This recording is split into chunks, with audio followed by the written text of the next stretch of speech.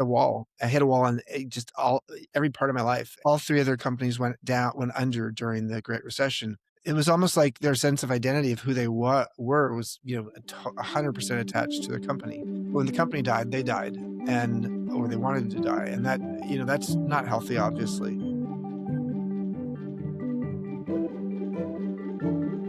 At some point, I didn't feel like a gladiator. I felt like a gladiator during the dot-com bust, but I did not feel like a gladiator. I felt like a prisoner. And so one of the things that a friend of mine who's a coach said to me, she said, "Chip, why did you start Joie de Vivre in the first place?" And I was like, "Oh, well, I think it was because of the creativity and the freedom." And she said, "Do you still have that?"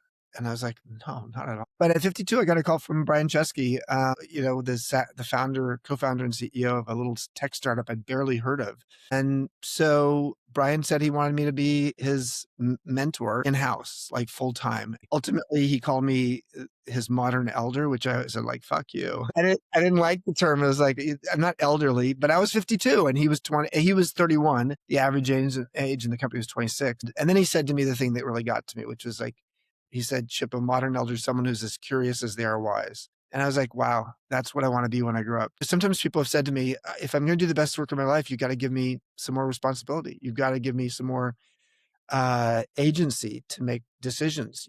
Sometimes you swoop in, Chip, and you become the hero, saving the day. That was one of the things I had to teach Brian Chesky at Airbnb. I had seen it in myself.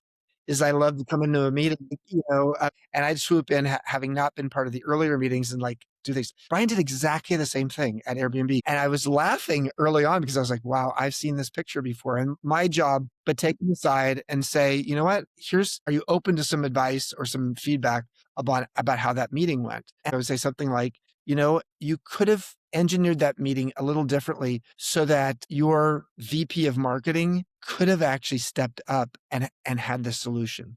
But instead, you supplied the solution. And then it took away that agency and that sense of pride that person had that they could have actually gotten there. But as you get older, you move from, building your resume and your LinkedIn profile to starting to develop what people will say about you at your eulogy. And so the idea of the ripple of impact is something that became very clear to me at Airbnb. And now I've invested that, in something that to me feels like it's going to last beyond my time on this earth.